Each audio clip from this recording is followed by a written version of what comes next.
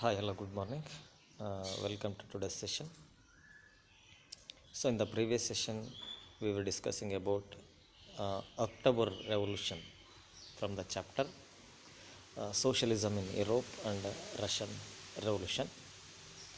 Let us recall about October Revolution and let us continue today's session. So, October Revolution, it is one of the important event which was mainly taken place in creating socialism in Europe, and also it is one of the important event which made for the rise of Russian Revolution. So, on 16th October 1917, Lenin, the leader of Russian Revolution, he persuaded the Petrograd Soviet and Bolshevik party to agree socialist seizure of power.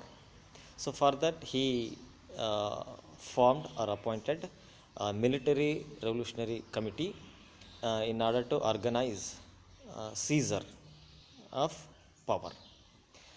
Then, this particular October Revolution uprising, it was begun on 24th October.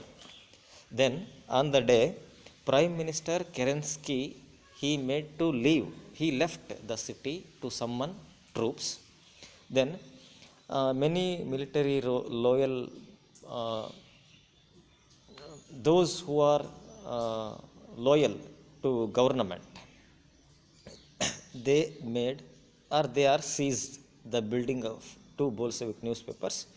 Pro-government troops were sent to take over telephone, telegraphic networks officers in order to protect Winter Palace. Then a military revolutionary committee, it was ordered to seize government officers and arrest the ministers. Then the Aurora ship, it was sold to Winter Palace, and other ships took over strategic safest points. Then by night on the day, the city has been taken over and ministers got surrendered. Then all Russian Congress of Soviet in Petrograd approved the actions made by Bolsheviks.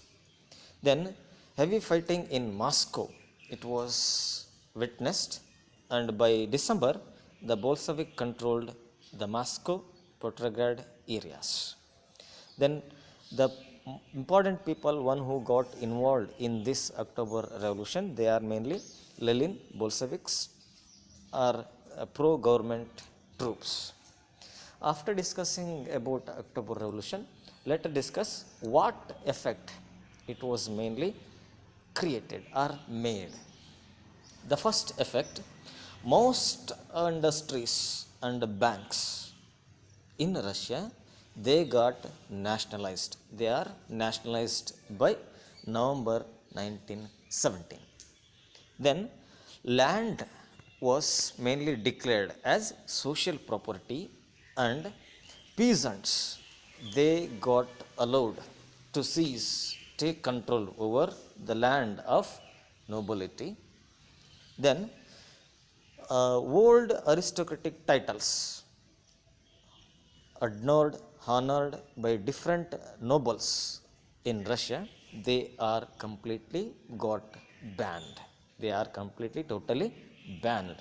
Then new uniforms for military as well as government officials, they got designed and they got implemented. And most importantly, Russia, now onwards, it became one party state or one party nation.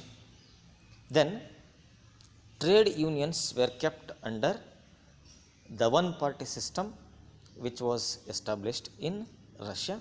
That is, trade unions, they are controlled by one party.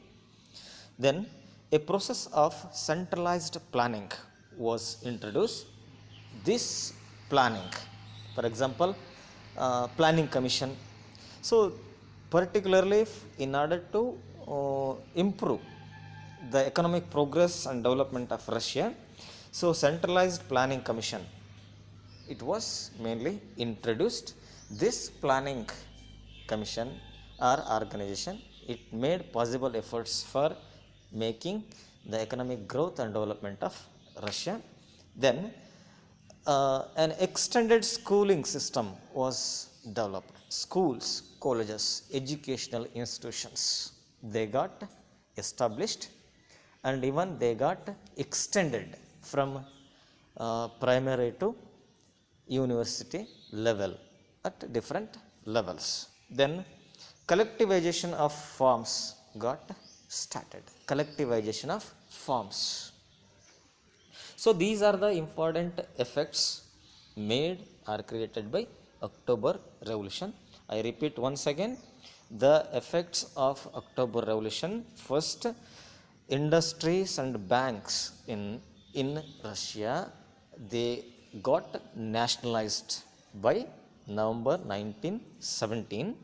Then land in Russia, it was declared as social property, and also it allowed peasants to seize the lands from nobles or from nobility. Then aristocratic titles adorned by aristocrats or nobles, now onwards they got banned. Then uniforms got designed to officers as well as to the army, and it made uniform identity for the different people, one who is working under government. Then Russia, now onwards, it declared as one party nation, and one party system got adopted. Then trade unions, they got completely controlled by party established in Russia, that is trade unions, they are controlled by party. Then a process of centralized planning got introduced. This planning, it made possible efforts for making economic progress and economic growth in Russia. Then industrial productions got increased through the planning organization, or the organization which was mainly established for witnessing economic growth and progress. Then schooling system got extended, and it got developed from primary to university level. Then collectivization of farms got implemented or started.